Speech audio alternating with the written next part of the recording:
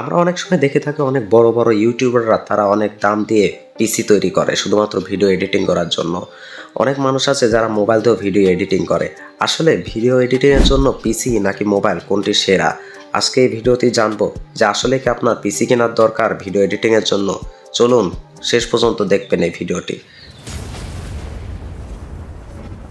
তো video editing করার জন্য পিসি কেন দরকার এটা সহজভাবে বুঝলে দেখবে এডিটিং আসলে ভারী কাজ। শুধু কাটছাট না, বরং ইফেক্ট, কালার, রেন্ডার সব মিলিয়ে অনেক প্রসেসিং লাগে। শক্তিশালী প্রসেসিং ভিডিও এডিটিং সফটওয়্যার যেমন অ্যাডোবি প্রিমিয়ার প্রো বা দাভিঞ্চি রিসলভ একসাথে সিপিইউ, জিপিইউ, র্যাম ব্যবহার করে। পিসি এগুলো দ্রুত সামলাতে পারে, তাই ল্যাগ কম হয়। বড় হাই কোয়ালিটি ভিডিও 1080 বা 4K ভিডিও মোবাইলে এডিট করলে হ্যাং হতে পারে, কিন্তু পিসি স্মুথভাবে চলে। দ্রুত রেন্ডার ভিডিও এক্সপোর্ট করতে কম সময় লাগে, বিশেষ করে বড় প্রজেক্ট এটা বিশাল সুবিধা। বেশি কন্ট্রোল মাউস, কিবোর্ড, বড় স্ক্রিন এগুলো দিয়ে নিখুঁত এডিট করা সহজ। স্টোরেজ সুবিধা ভিডিও ফাইল বড় হয়, পিসিতে সহজে সংরক্ষণ ও ম্যানেজ করা যায়।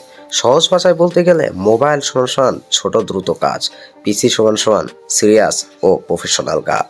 এমনই দরকারি ভিডিও পেতে আমাদের লাইক এবং সাবস্ক্রাইব আমাদের পাশেই থাকেন।